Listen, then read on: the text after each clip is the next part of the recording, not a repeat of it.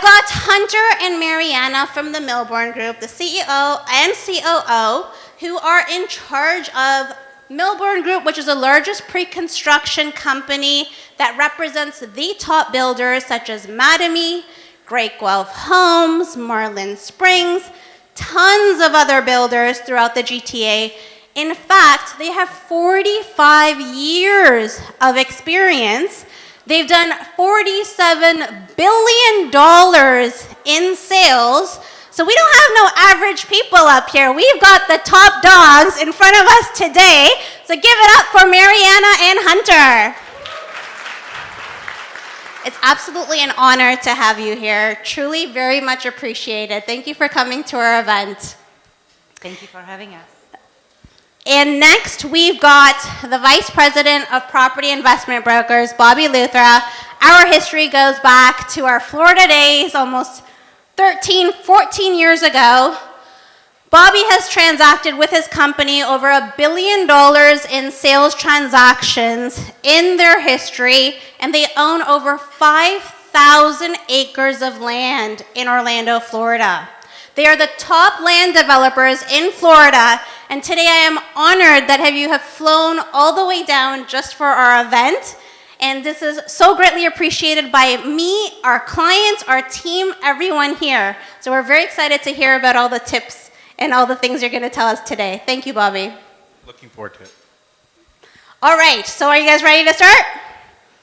Okay, first question I've got for Hunter and Mariana. Hunter, actually, how did you start your career in real estate? Well, I got some good career advice very early in my career, and I had always had a bit of a knack for sales. But a friend of my dad's once said, it doesn't matter what you specialize in, but you have to specialize. Nobody wants a generalist. And then once you decide what you want to specialize in, you just want to make sure you're in the top 5% of your field. So I was always drawn to real estate. I always, like when Puja was chatting earlier, you know, you try this and you try that, and then, you know, you kind of discover where your passion is. That's wonderful. What about you, Mariana? Well, I didn't have advice like Hunter, but I was always drawn to sales, like naturally just, you know, always not really selling, but really trying to make things maybe a little better. And I just ended up in a real estate by fluke more than a decade ago, and I absolutely love it. I love how we change the lives of people, selling them the homes, helping them to create an investment portfolio, and I really enjoy working with Milborne Group and Hunter, and really helping Milborne Group to be better. That's amazing. You two are honestly an inspiration to both me and my husband. I love the way you guys work together. It's just truly such a blessing. So thank you. Okay, great. And what about you, Bobby? How did you get started in real estate? For me, it was natural. My grandfather was in real estate. My father was in real estate, so it was a natural fit. At a very young age, I took a liking towards it. I would, at 12 and 13, go look at lot and land. My dad would trust me and buy it. And look. By the time I was like 16 or 17, I found a handful of condos that were in auction. When they had the RTC days, the government was auctioning off condos. I'd go look at them, and my dad didn't even see them. And he was like, "Okay, let's buy them and do them." So it was in that family and in that background, so it was a kind of a natural fit for me. Wasn't it true that you were trying to become a dentist as well? I did go to dental school. I did micromolecular biology and did go to dental school. And then switched to real estate. I think definitely the better out of the two, right? Worked out for you pretty well. So that's great. So let's get into what's happening down on the ground. So Hunter and Mariana, if you want to tell us in the Toronto market, what are you experiencing with the builders right now? What are you experiencing with buyers, with all the change that's happening in the market right now? Do you want to say? I think that you know, what you have today in today's world is a lot of uncertainty, and I think what uncertainty breeds is hesitancy. You know, people hesitate. If you think back a couple of years ago when the market was very strong, and you ask somebody, you know, will real estate be worth more this date next year?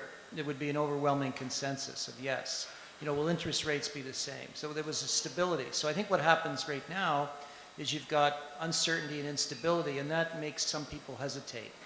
A lot of developers have put projects on hold. A lot of buyers are sitting and waiting. But as we continue our discussions tonight, I think, the world is quite cyclical, and, you have to look ahead to what happens next. Absolutely, and I feel now more than ever, it's very important to work with the right builders that have the credibility, that have the financing, and can complete projects, right? 100%. Yeah, you really want to, and we've seen it. We represented Mattamy towards the end of the 2022, and you see when you have a strong anchor that really gives the comfort and a confidence to the buyers, they tend to gravitate. Either it's a Marlin Spring, Pemberton, Tridal, or any of the bigger names. You feel that confidence. They've been in a business for many years, and you. There's no guarantee in life, but you have the certainty that it's going to be brought to the successful ending and the project's going to be built, and ultimately the money that you're investing with the builder are somewhat safe. Right, no, absolutely. And what about, Bobby, what are we seeing in the Florida market right now? Are you guys also experiencing the high interest rates and the repercussion of all the inflation that's going on? What's happening with the builders and on the ground? So what's happening in Florida, you have 3 different scenarios that are coming at you at one time.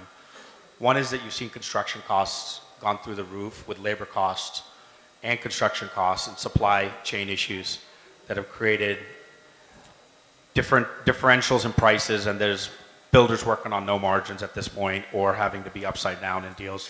So you got an issue as far as pricing. Second thing is people signed contracts 2, 3, 4 years ago when the rates were at 2.5, and today they're at 6.5%. They were up to 7.5% back in November, and so that's creating issues where they can't get to even a closing because they don't qualify. So between the interest rates, and then you have the fear that sits out there that where are we at in the economy, where are we at in the marketplace. So that's creating a trifecta of people not going to closing, which is then slowing down the lot market, the land market, which has come to almost a screeching halt as far as absorption. The builders are about at 40% of capacity of where they were at. So if they had 2,000 lots and they had a 3-year supply of lots, now they got a 6 or 7-year supply of lots. So the land markets come slowly. But I do see in the future, over the next 14, 15, 16 months, as interest rates do come down, as inflation gets covered, the rates will come down at a certain point going in the future. So we got to kind of look at that. If you're a cash buyer, you're in a good situation. If you're taking mortgages, the rates are too high, you can't even sell. If you sell it and you have a 2% mortgage or 2.5% mortgage that you had bought a property and now you're going to go into a 6% mortgage, you can't even upgrade yourself. You can't even sell. So you can't. People have the fear of not even be able to sell. So now you're caught with there's no inventory, but then the buyers are there, so it's kind of a catch-22. So it's a real awkward time we're in today. Do you feel it's going to be very similar to the 2009 time? Okay, so when we talk about, there's different things. We can't talk about America as a whole. We got to talk about it on a very sector level. Florida's very different than the rest of the nation because you have a positive influx of people moving in there. So, but the rest of the nation's suffering. California, New York, and other areas are suffering. California's very suffering, and then but Florida's a little bit buffered. I don't see the 2009 crisis anything close to that on the residential side, but it will exist on the commercial side. And why? Residential mortgages are on 15, 20, 30-year fixed rate mortgages, different than what they are here in Canada. On the commercial side, anything less than 10 million is a 3, 4, or 5-year mortgage. A person who took a mortgage 3 years ago at 3% and they were getting a 4% return on their property, when their 3 or 4 years comes up, if they bought the property 3 years ago, they're going to be coming up for renewals, they're going to pay 6.25% today, 6.5%. So they're upside down from day one. There will be a lot of great opportunities in the commercial market in the next year, 2 years. There'll be a lot of great opportunities on that side. On the residential, not so much in that sense. And so, but I do see it coming on the commercial side. So that's really good to hear. So if you guys are interested in commercial property, keep your ears and eyes open. as we most likely will have some really good opportunities in Florida come by. Now back to Toronto, do you feel that right now is a time to buy for our buyers? And do you feel that opportunity is coming up if you wouldn't suggest right now? What are you seeing with the incentives that are offered from builders, for instance?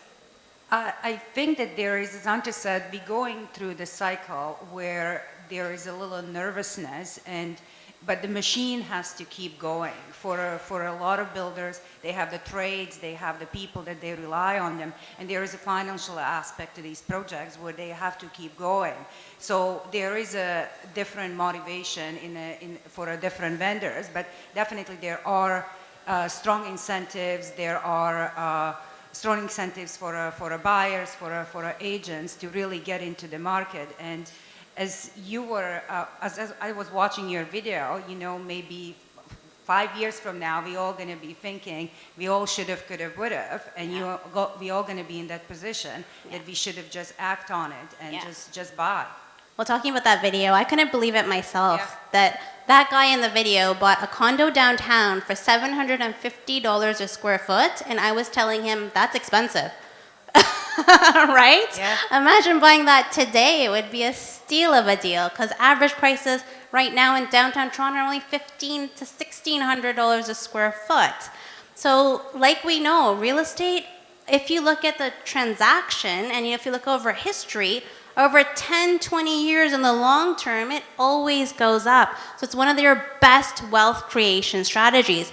And we as buyers, we just need to know when. When should we pull that trigger? When is it a good deal? And more than ever, like you're hearing from Hunter, Mariana, and Bobby, this is going to be the year of opportunity. Like I said, if there's one thing you take away from tonight, remember that investment opportunities don't last forever.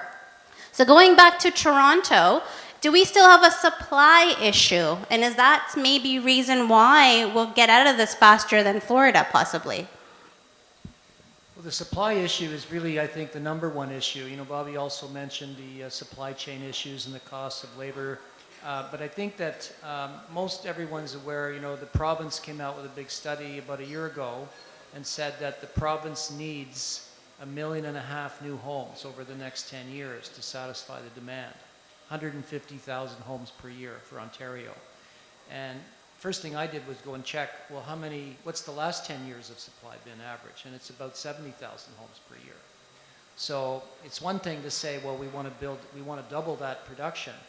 And they've made a lot of steps towards that in terms of changing single-family home zoning to triplexes, eliminating committee of adjustment objections, making the appeals $10,000 instead of $150 to get rid of frivolous appeals.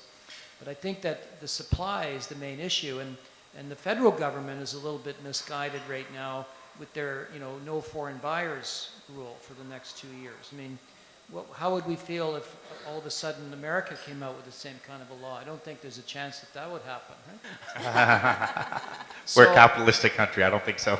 Yeah. So I think that also with immigration, the average immigration over the last 3, 4, 5, 6 years was between 250 and 300,000 people per year.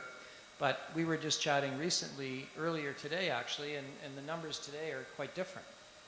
So, as you all know, the goal is to bring 500,000 new immigrants by the 2025, and that doesn't include the students and the people who are here on a working visa. So that's another supply of the people that brings almost 1 million new people into Canada, into Ontario. Which is huge, right? Which is huge, and so they all have to live somewhere. That's it, right? And the immigrants these days, what's different about the immigrants these days, I can tell you from firsthand.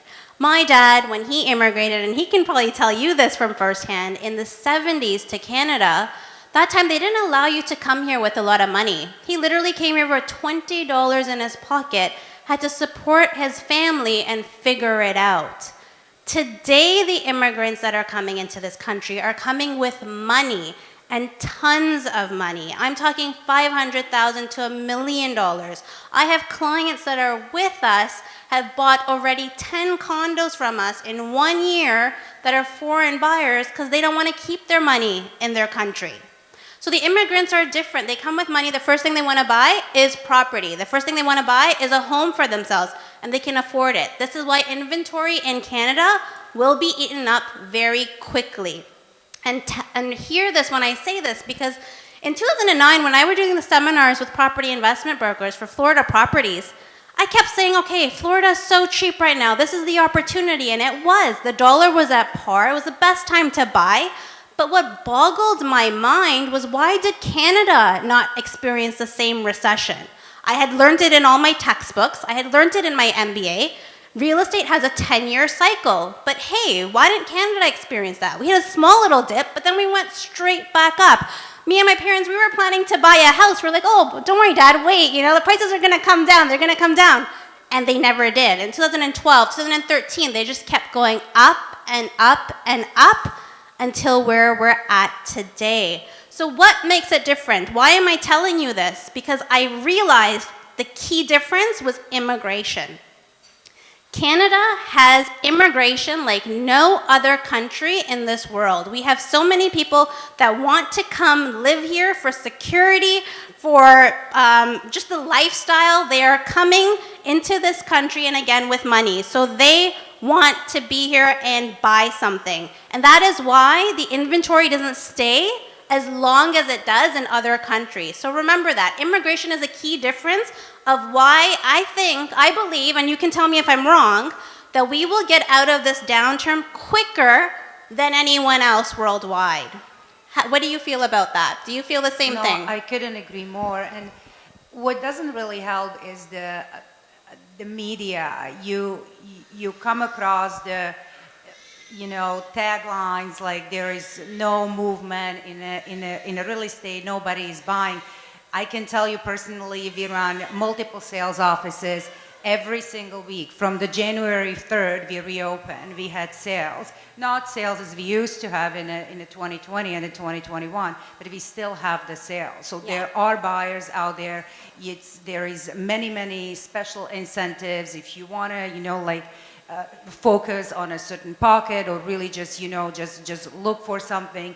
It's definitely out there. The opportunities are there. Absolutely. Like, who could have imagined during COVID for us to come out of this so quick, right? Yeah. COVID, everybody was fearful. Oh, we're not going to buy anything. The market's going to crash. And the exact opposite happened. Why? There's a demand. And same with Florida right now. I am shocked to hear that you have 1,000 people relocating to Florida daily. And why? Because of after COVID, what I think Thayaji was telling me is that basically people in the northern states now want a nice, warm place to live and work at home from. So the demand in Florida has skyrocketed. The demand has skyrocketed. We have to, everybody close their eyes right now. Close your eyes. We're in 2023. Yes, the interest rate is at 6.5%. You can get great incentives today. You can get great incentives from the builders. You can get 10% off towards incentives, a $500,000 house, $40,000, $50,000 towards it, but you're paying 6.5% interest rates. Now let's open your eyes, and you're at 2024, 2025. When that interest rate goes to 2 and 2.5%, 3%, where it's going to go back to, or 3.5%, 4%, there's now everybody around the room fighting for those properties. You're not getting those incentives, but if you bought the property today, you could refinance it at that cheap rate, and you got that price. That's not going to exist. Those incentives are not going to exist. The refinance can be done very easily. You got to suck it up for a year and say, what extra interest rate am I paying for this year and a half, and really work on something that you want to buy and own. It is an opportunity today to buy stuff, to get stuff, to think outside the box, look at the long game.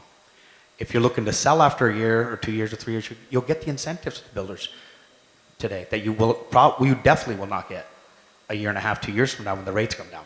Yeah. So look at it in a different angle. What's it costing me extra for the next year and a half in interest? And I'll refinance it when the rates go down. And then everybody else is going to be in a feeding frenzy thinking, oh, now it's the time to buy. Now it's the time to do stuff. It's too late. No, absolutely. You're so right. So moving the conversation along, Hunter, I am sure this is not the first recession you've experienced in your career. You've been in the business for over 47 years. Tell us what we can learn from the past recessions and how this one would be a little bit different, possibly, if it does become a recession.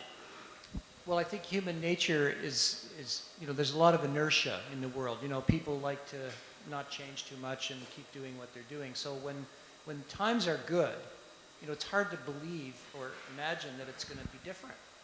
Things are good and prices are going up and we're buying and it's great.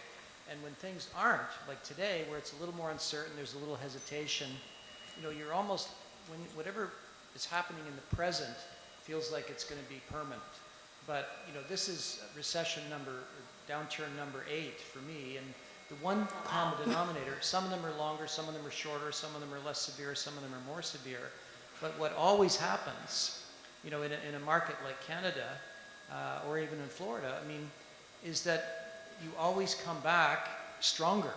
You always come back more knowledgeable, and the prices have continued to escalate. If you look at a 50-year chart of real estate prices, sure they plateau and occasionally they dip, but if you ask me what's going to happen in the next 6 months or 9 months or 12 months, it's difficult to say, but over 10 years, it's almost guaranteed to predict.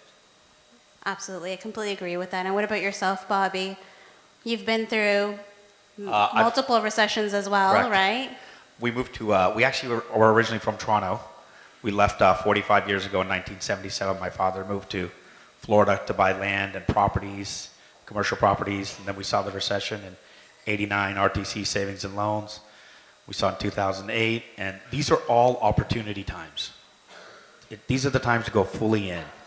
Take advantage of the opportunity, take advantage of what you can get of, because once it's over, there's everybody else in the same room looking to do the exact same thing.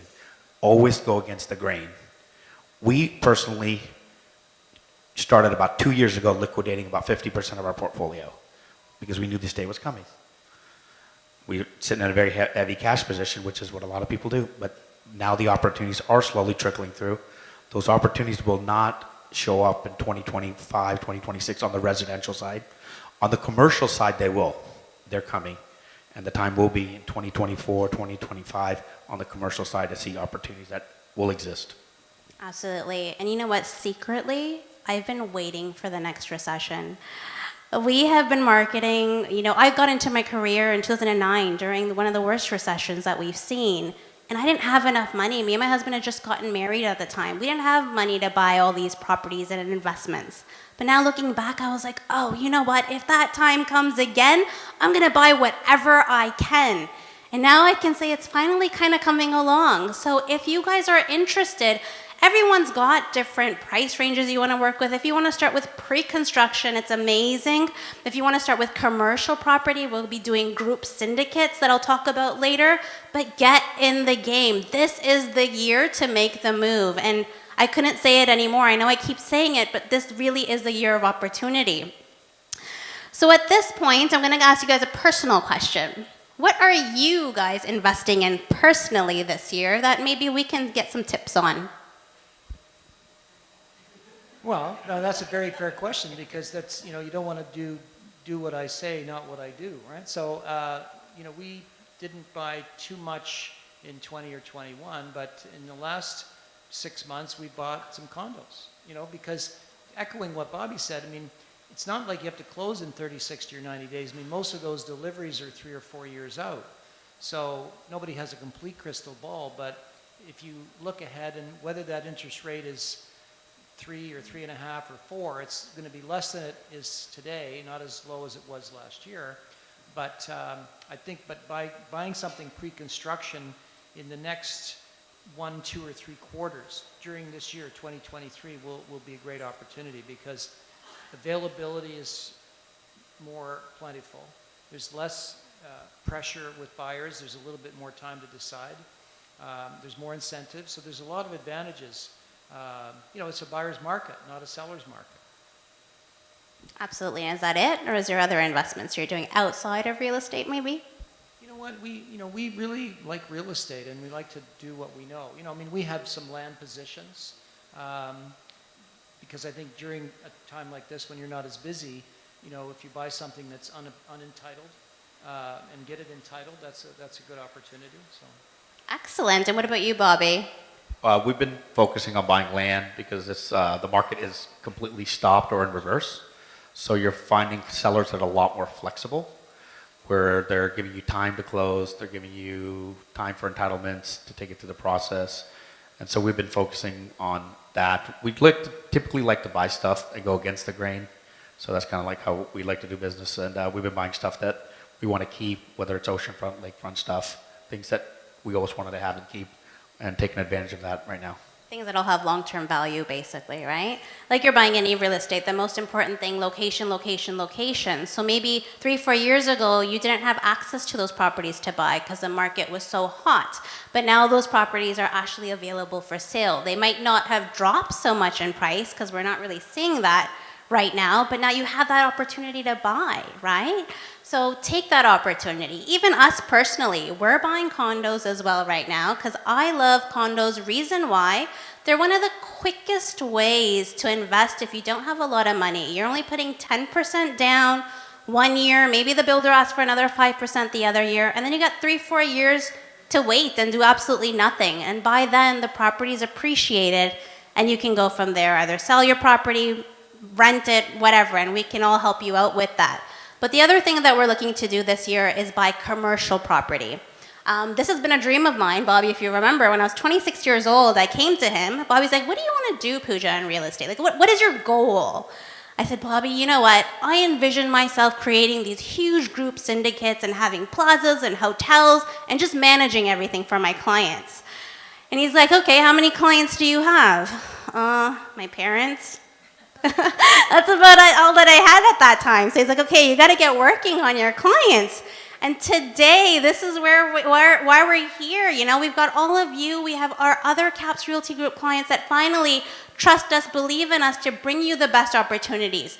And I am telling you, our family will be buying lots of properties this year. And if you want to partner with us, you have that opportunity. We're going to have $250,000 minimum buy-ins. And you can let us know, are you interested in the apartment buildings? Are you interested in plazas, commercial property, or the pre-construction, right? We have access to all these projects through Milborne Group.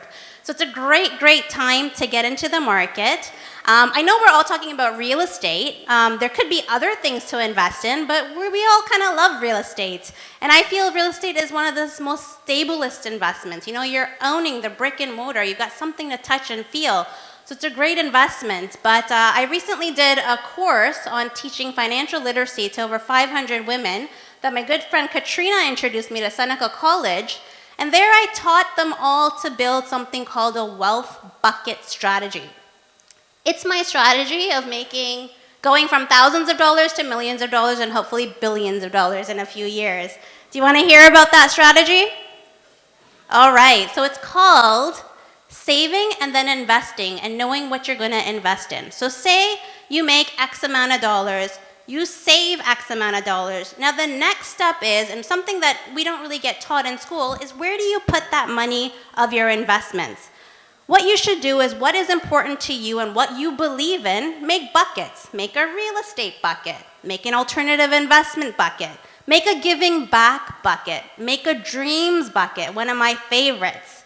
And allocate your money in percentages accordingly to that, so you always know every month X amount of dollars is coming into this, and that way you've saved up for the buckets you've created. So if you believe more in real estate, which we all do, it's a great way to get started and start having the money to put as down payments and knowing how you're going to get started. So if you're interested to learn more about that, visit one of our YouTube channels. You can definitely see the whole video, but I would love to discuss that. But I love talking about wealth. So it's not just about real estate. It's just a learning thing. We talk about cryptocurrency. We talk about stocks. We talk about companies to invest in, businesses to invest in. All these things are investments that you can get into. But I would still suggest real estate as your top investment because, again, it is the most stable. So let's move along. Let's do some personal questions now. Ready? All right, Hunter. What was your first job ever? Garbage collector. Oh my God. That's amazing. Well, yeah, I didn't, start from well. I mean, I had a Volkswagen and a student loan when I graduated from school, and I'm proud to say that we accomplished what we accomplished together. So. That's amazing. You should be so proud of, oh my gosh. See, stories like that, it touches me here because I come from a business family. I know how hard it is to start where you start, and that's why we respect every dollar you guys have. We know how hard it is to earn money, and to go from that position to where you are today, oh, that's amazing. Good for you. That's amazing. And you, Mariana? So I'm an immigrant. I came from Czechoslovakia. I came in 2000. So I had some little jobs back home, but I really wouldn't mention those. But my first job in Canada was actually, I was working in a customer service for a food company for all $13. And yeah, that was my first job. That's amazing. And $13 is actually a lot of money for back then. It was a lot of money, yeah. I remember my first job. It was at Nortel Networks. I was the administrator there, and that time the average rate per dollar was $6 an hour. And I got 12, and I was so happy making double than all my friends. So 13, that's a lot. And yourself, Bobby? 1983, I was 11 years old. I delivered newspapers. Newspapers would sell for 25 cents. They'd give me a 3% commission for delivering to the whole neighborhood Pittsburgh Press newspaper. But then I found an angle. They said they would give you $1, which was a lot of money back then, if you'd sign up new customers. So they're building a neighborhood next door to us. So all day long, I'd get people to sign up for a week, sign up for a month, and get that $1. Oh my gosh, that's amazing. For $1. Do you guys see like how far they have all come from making dollars to millions and billions of dollars? It is all possible through real estate, right? Number 2 question, what is your best health tip, Hunter, that you would give our crowd today? Exercise and eat healthy and don't eat too much, and stay active and stay connected. Do you have a routine that you follow? Yeah. Can you tell us a little bit about it? Well, I usually work out 3 to 4 times a week for about an hour. I like to do it first thing in the morning around 7:30, and then it sets you up good for your day. That's amazing. And you, Mariana? I exercise a lot. I get up early. I get up anytime between 4:30 and 5:30. And I read. That's my morning routine. And then I exercise. I either walk or I run Peloton or whatever, and just keeps me really focused and gives me the clarity for the rest of the day. And I just, and it just goes hand in hand. Your body is healthier, your mind is healthier. It's exercise. Absolutely. And doesn't it make you feel so much more focused throughout the day as well? Right? Yes. And you look fantastic, so I can see Oh, that's that's a working. side effect. But it's mostly for my mind. And yourself, Bobby? Health tip that you would recommend? I'm a 5 a.m. guy. I wake up 5 o'clock in the morning and walk for like an hour and a half every morning. I'll drive to my beach house and just walk on the beach and watch the morning sunrise a couple times a week. That's amazing. I've been to your beach house. Absolutely beautiful walk that you have 5 in the morning. And I just feel that time, that alone time is amazing, right? No phones bothering you, no emails, and just do your thing. It's the most productive time. You get that 3 hours to yourself. It's equivalent to being 20 hours in the office. 3 hours to yourself to download what you want to do, get your thoughts, get your organized. And on Mondays, I wake up at 4 in the morning to really get myself set up for the whole week. And it just puts you in a different mindset for the whole week, and you're ahead of the game, not playing catch up. That's amazing. I know we have a lot of business owners out here, so reason for these questions is so we can all learn from them. We can all improve ourselves, because honestly, improving ourselves is the best way to move forward. Third question, what is the biggest risk you've taken, Hunter, in your life? We developed a ski resort in Revelstoke, and I Oh, wow. remember signing on a $65 million mortgage to build the lifts and all the infrastructure. That was 2006. Oh, wow. And how did that... If you're a skier, Revelstoke Resort. That's amazing. $65 million mortgage? Yeah, that's a huge risk, right? I would definitely be thinking over it. That's great. And yourself, Mariana? I would say going into the business with Hunter. You know, marriage and a business, and if one doesn't work out, we have a problem. But so far, so good. That's amazing. That's a really good one. And yourself, Bobby? Took close to $40 million in land loans in 2004, 5, 6, 7, and then really paid the price in 8, 9, 10, but paid everybody back. Wow, big numbers we're talking. How about a quote? What is the quote that you live by? A quote or a saying? Don't compete, create. Oh, I love that. I really do. I feel life is about creation, right? If you keep creating, you keep moving forward. Love it. Yourself, Mariana? Always treat the others the way you want to be treated. The golden rule. Yourself, Bobby? Live like you're going to die tomorrow. Oh, yes. And COVID's made us realize, right, more than ever, how precious our life is. So I love it. Love it. What is your best we have two last questions. What is your best business advice, Hunter? You know, I think I alluded to it earlier, just in terms of the best career and business advice I got was really to not try to be everything, is to really to specialize in one field and then try to be at the top of that field. Excellent. And yourself, Mariana? I would say always try to surround yourself with the smarter people than you are, and everything else just going to fall into place. Absolutely. Proximity is power, right? And yourself, Bobby? Consistency. Be consistent about what you're going to do, what business you're in. Don't go flipping, flopping. People always like ask and look and say, they look and they see the stuff that you own and what you do, and I go, this is built up on 27 years of myself, 50 years of my father. So don't look at 50 years of work. It's all compounds and consistency. Stay with your business. Have focus on what you're going to do.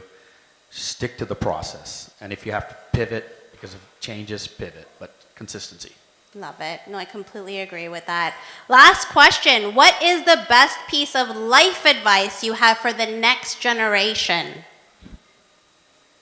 Don't give up. I wanted to say that.